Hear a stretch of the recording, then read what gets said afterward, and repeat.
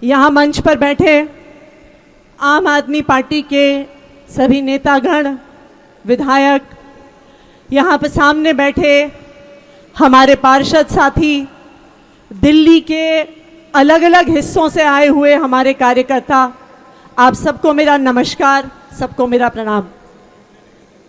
देखिए, मैं छोटी सी बात कहूँगी और मैं इस छोटी सी बात में सिर्फ 3 लोगों को नमन करना चाहती हूँ, सलाम करना चाहती हूँ।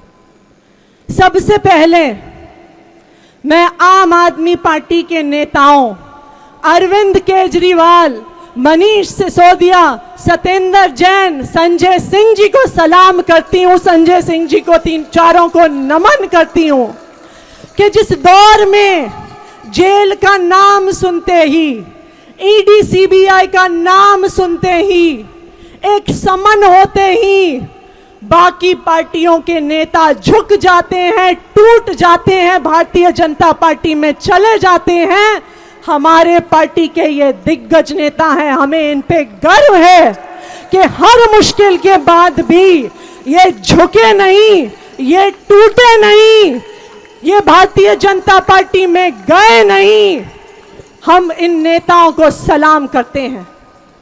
देखिए, दुख तो होता है, हर बार अरविंद केजरीवाल जी की ये फोटो सलाखों के पीछे देखकर मन कचोटता तो है। मनीष सिसोदिया जी के बारे में सोच के आंखों में आंसू तो आते हैं।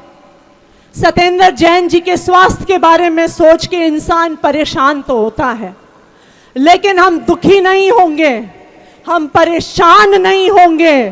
हम अपने इन सब नेताओं पे गर्व करेंगे कि ये हमारे ऐसे नेता हैं जो इस तानाशाही के खिलाफ हर मुश्किल परिस्थिति में भी लड़ते रहे और लड़ते रहेंगे।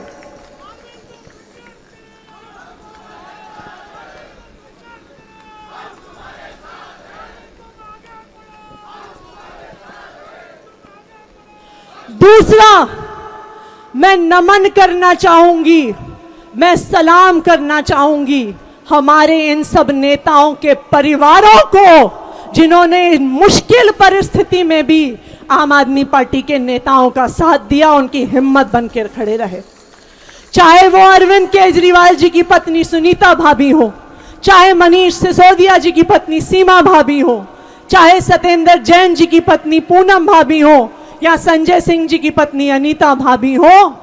इनके पति इतने लंबे लंबे समय से जेल में हैं, लेकिन एक बार भी हमारे नेताओं के इन परिवार वालों ने नहीं कहा कि तुम भारतीय जनता पार्टी में चले जाओ। ये डटी रही, हमारे नेताओं की हिम्मत बनाए रखी। मनीष सिसोदिया जी की पत्नी को 20 साल से गंभीर बीमारी है, उनसे कोई मिलने आया, उन्होंने कहा भाभी को कि अगर मनीष जी भारतीय जनता पार्टी में चले जाएंगे तो वो मनीष जी को छोड़ देंगे।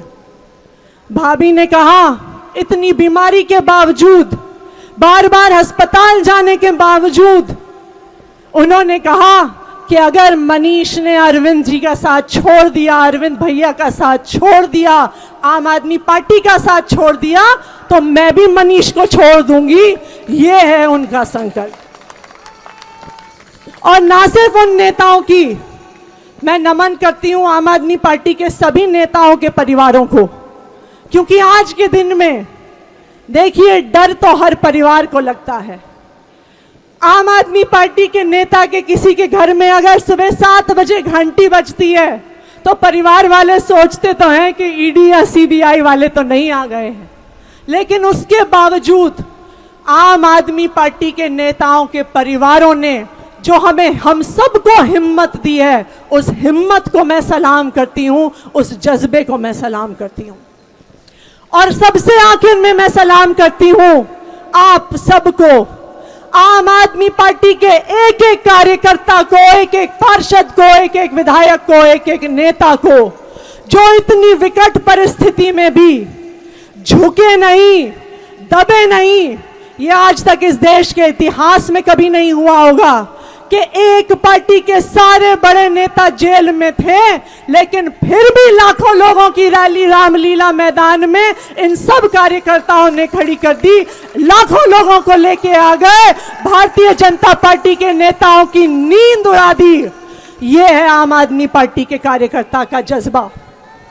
जिस दिन अरविंद जी गिरफ्तार हुए, पूरी दिल्ली को छावनी बनाया हुआ था।